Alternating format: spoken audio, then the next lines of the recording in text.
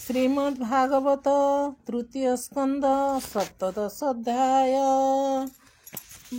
मैत्रेय उवाच ब्रह्मावचन देवगणे शुणिले कल्पित कारणे विधाता पादे प्रणमिले आनंदे निज पुरे गले।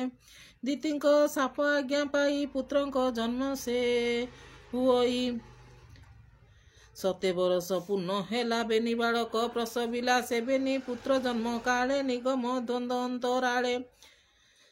घोर उत्पाद भयंकर देखि कंपिले सुर नर चर चर अंगे मोहि कंपिला महाभय पाई। दहिबा प्राय अष्ट दिगे दिशंती अनल संजोगे भूमि उल्लल ब्रज संगे समुद्र कंपिला तरंगे। एकी सब होई पवन उच्चे करई घोर सोन घोर प्रचंडे बात बड़े वृक्ष उड़िले अंतराले। ध्वनि पुरिला 10 दिश निबिड़ अंधार आकाश गगने जेते ज्योति थिले घोर तिमिरे प्रकाशिले। गगने नदी सही पथ तेज आकाश गला गस्त नदीक जल सुखी गला नदी ता पंख प्रकाशिला। आकाशे चंद्र दिवाकर मंडल दिशे अंधकार निर्घाते रथ घोषक देले जेने गर्जई अंतराले। भैरव गण पूर्व मुखे नाद करती अति दुखे करती अति घोर सोन तुंडे की जल हुतासन श्रृगाल स्वान आदि खरे नाद करती अति घोरे।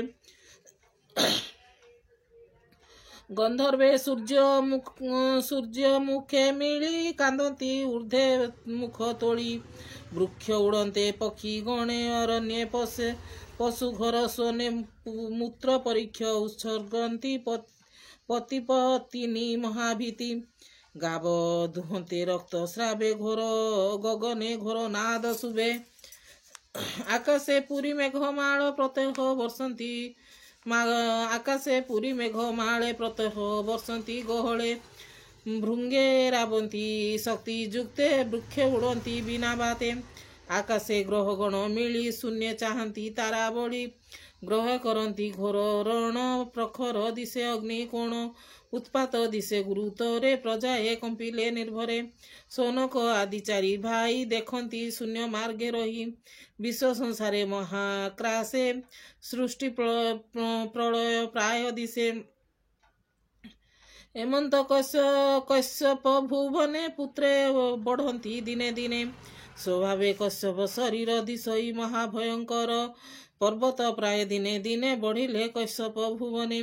शिरे कटीर मेघ हेममये उच्चे भुवने किवा क्षय रंग बसने कटी माजे सुरंग मेखला विराजे। सर्व सुमन गदा हस्ते नित्य आसंती नाना पते गृहे मिलती घोर नादे भूमिकंपई बाजी पादे।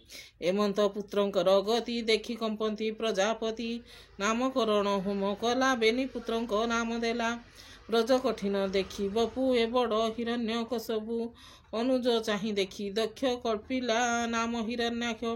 दिनकु दिन महाबपु बढ़िला हिरण्य कसबु तपे ब्रह्मा को सेवा कला स्वभावे तेज नरगला।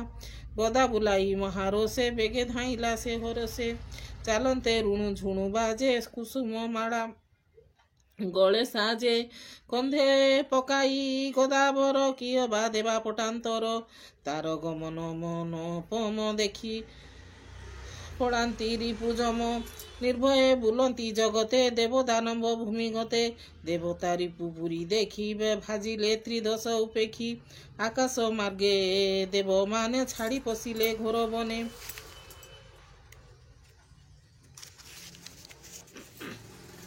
बने लुचिले तार दर्पे गरुड़ भय जेने सर्पे। स्वर्गे बसिला जेबेगे जाई देखिले स्वर्गे लोक नाही। देवता इंद्र राजा तुले स्वर्ग संपद छाड़ी गले। दक्षिण इंद्रर संपद अनेक कला घोर नाद मुहूर्ते स्वर्गपुरे रही पुणी मिलिला मंचे जाई।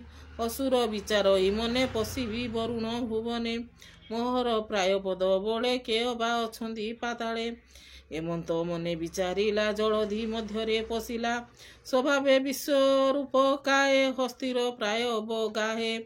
ଜଳେ ପଶନ୍ତେ ମହାସୁର କମ୍ପିଲା ବରୁଣର ପୁର ଭାବନ୍ତେ ଜଳଜନ୍ତୁ ମାନେ କେବେ ମିଳିବ ତାର ରଣେ ଏମନ୍ତ କହି ପଳାଇଲେ କଭିର ଜଳେ ସେ ପଶିଲେ ଏମନ୍ତ ବରୁଣ ଭୁବନେ ବହୁ ବରଷ କୋପ ମନେ ଭ୍ରମଇ କରେ ଗଦା ଧରି କେତାରେ ସମର ଉଭାରି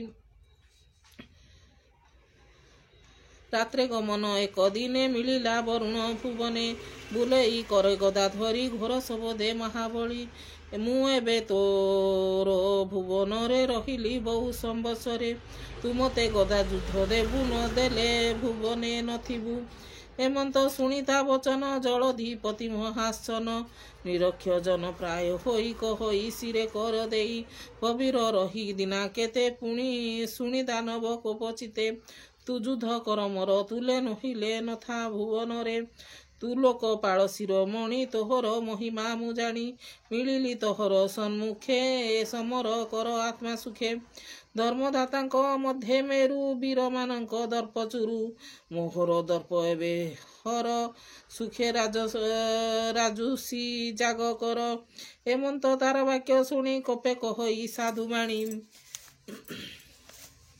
ତୁ ବୀର କହୁ ମୋର ହିତେ ମୁଁ ତତେ ବୁଝାଇ କେମନ୍ତେ ତୁ ମହାବୀରଙ୍କର ବୀର ମୋ ବୋଲେ କୋପ ତୁ ନ କର ଯେ ତୋର ତୁଲେ ଯୁଦ୍ଧ କରି ମିଳିବ ତତେ ଦୟା କରି ତତେ ମାରିବ ସେ ସମୟରେ ତୁ ଶୁଣି ସଂଗ୍ରାମ ଭୂମିରେ ଏ ରୂପେ ବହିବୁ ଜଗତେ ତୋହର ପ୍ରାୟ ଦୃଷ୍ଟ ଚିତେ କହଇ ବିପ୍ର ଜଗନ୍ନାଥ ତୃତୀୟ ସ୍କନ୍ଦେ ଭାଗବତ ଇତି ଶ୍ରୀ ଭାଗବତେ ମହାପୁରାଣ ପରମହଂସ ସଂହିତାଏ 82 ତୃତୀୟ ସ୍କନ୍ଦେ ଅସୁର ବରୁଣପୁରେ ଯୁଦ୍ଧ ଆରମ୍ଭ ନାମ 17 ଅଧ୍ୟାୟ।